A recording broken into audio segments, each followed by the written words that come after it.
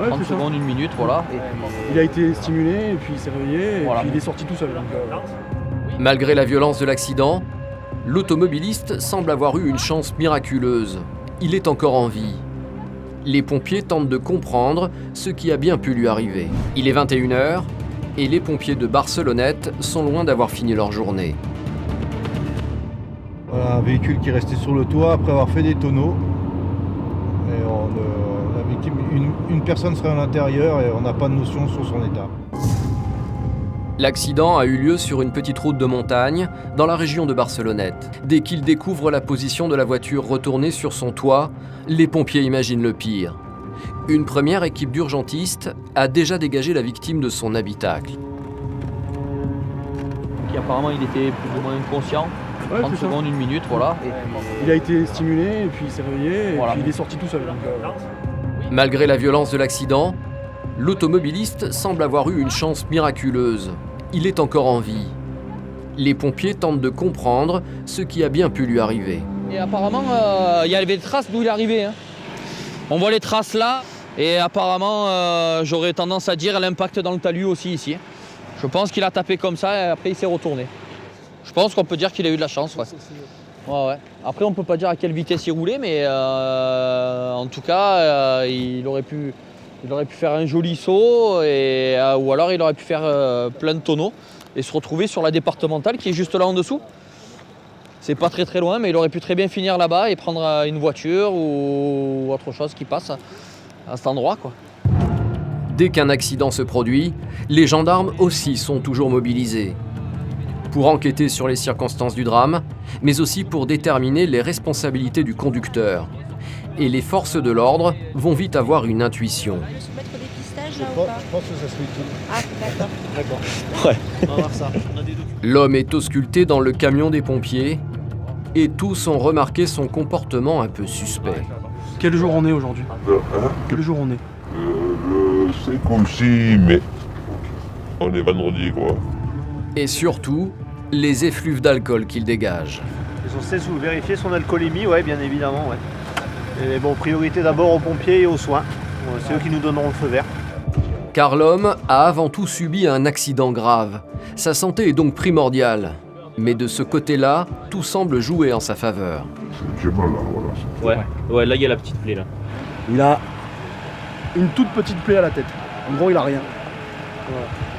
Si aucune lésion physique n'est à déplorer, ce qui inquiète les pompiers, c'est l'état psychologique de la victime. Il semble désorienté, noyé dans le chagrin. Vous faites un petit formidable. Après, tu tombes sur des petits cas comme moi. Mais non, on est là pour tout le monde, tu as besoin de nous, on est là. Qu'est-ce qui s'est passé? Il y a un accident? Il y a que rater le virage, t'as bu un peu plus, t'es malheureux parce que tu divorces, et voilà. Et encore heureusement que la voiture s'est mise à travers. Tu peux tuer quelqu'un quand même. Tu peux tuer quelqu'un. Et tu te dis, ouais, c'est bien sorti, il n'y a que toi camouflé. T'as perdu ta voiture, t'as perdu ta femme et le divorce. T'as fait mal, t'as tué personne. Quoi. Pour les pompiers, les circonstances de l'accident commencent à s'éclaircir. L'homme en pleine dépression aurait bu pour oublier ses malheurs et pris le volant pour rentrer chez lui. S'il a échappé à de graves séquelles, il ne peut pas passer entre les mailles de la gendarmerie. Son taux d'alcool doit être contrôlé. Tu veux pas souffler, on n'en parle plus, c'est 10 secondes. Mais je vais être positif. Vous le savez très bien. Là, il veut bien te croire que tu as bu, que tu es positif. Mais en fait, si tu souffles pas, c'est comme si tu refusais de souffler. Mais au moins, vous marquez ce que vous voulez. Mais j'ai pas Non, je marque Et ouais, mais ça sera pire. Ça sera pire. Mais attends, on me l'enlève le permis, je ne veux plus travailler. Je vais pas tout ça, je m'enlève tous les papiers. Si tu m'enlèves le permis, Monsieur, si vous soufflez pas, la justice, elle va vous le retirer le permis de toute façon. vous avez gagné, monsieur. Non, mais j'ai rien à gagner ni à Non, perdre. mais je sais, vous êtes obligé de faire votre travail. Voilà. Ce que je vous explique, c'est que vous allez prendre la durée de suspension maximale si vous refusez de souffler. Eh bien, je vais la prendre. Déboussolé, l'homme refuse de souffler dans l'éthylotest. S'il est positif, il risque une grosse amende. Mais refuser de se soumettre à un contrôle est aussi un délit. L'homme pourrait même y perdre son permis de conduire. le fait de refuser de se soumettre, c'est plus sévèrement puni que d'être d'avoir un positif. taux positif. Que d'être positif. Parce que dire ça montre que vous avez la volonté délibérée en fait de refuser de vous soumettre. Donc je vous repose la question, monsieur. Je fais des astreintes pour aider mon fils qui est bête de et tout. Je fais tout, je perds tout pour le connerie.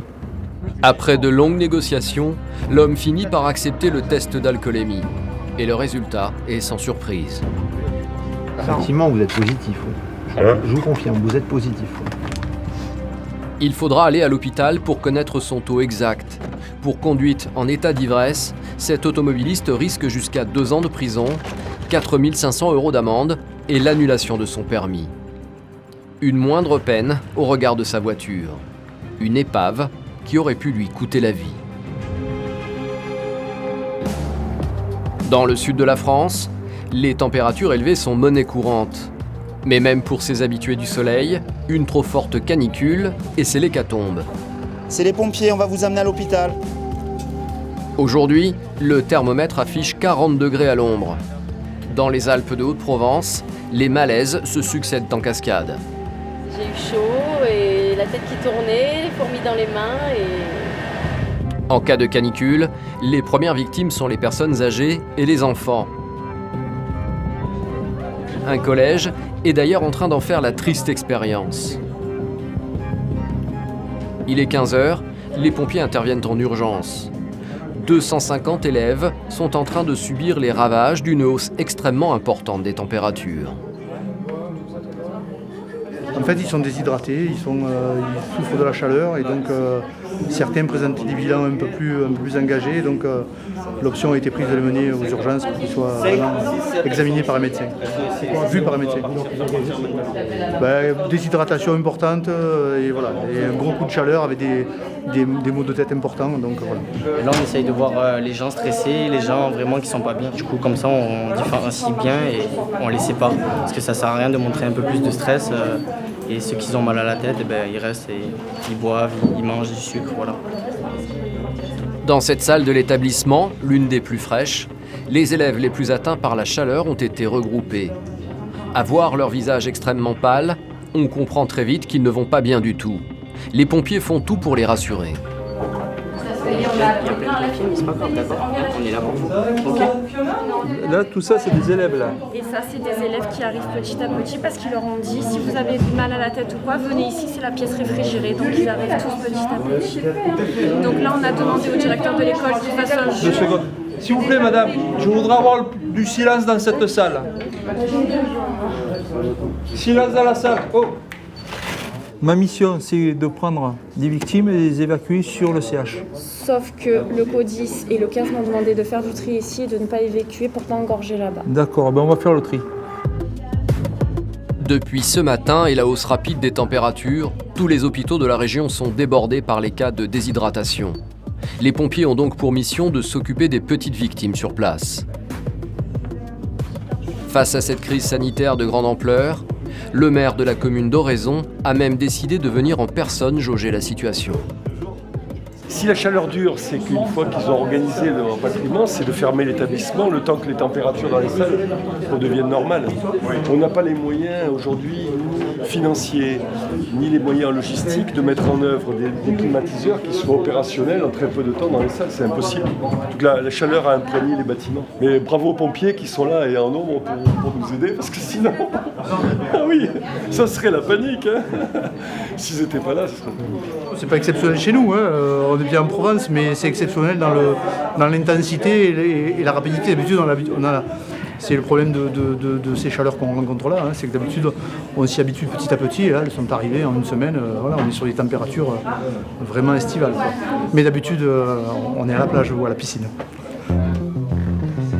Dans ce collège, les élèves n'avaient pas anticipé ce gros coup de chaleur. Une surchauffe qui touche tout le monde.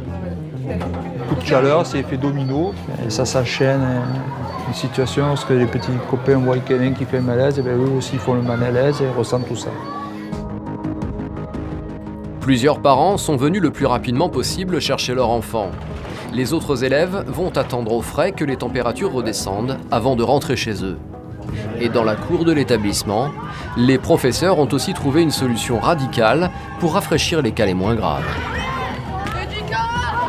Une situation comme ça, oui, c'est exceptionnel. Là, on les arrose, comme ça ils ont un petit peu moins chaud, mais il fait très chaud.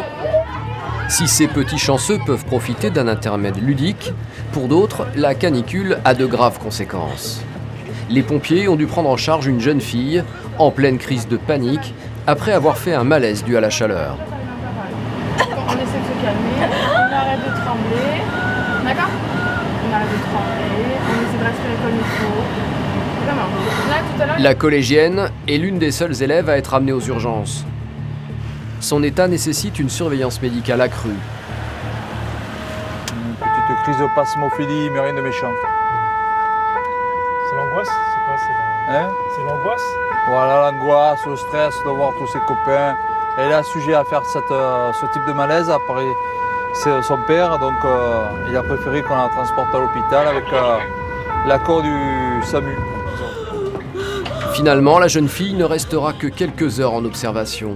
Réhydratée et rassurée, elle a pu rentrer chez elle en parfaite santé. Encore une fois, grâce à leur rapidité d'intervention et leur implication, les pompiers ont évité que sa crise n'empire. Et cette réactivité, c'est ce qui fait la réputation de ces professionnels de l'urgence.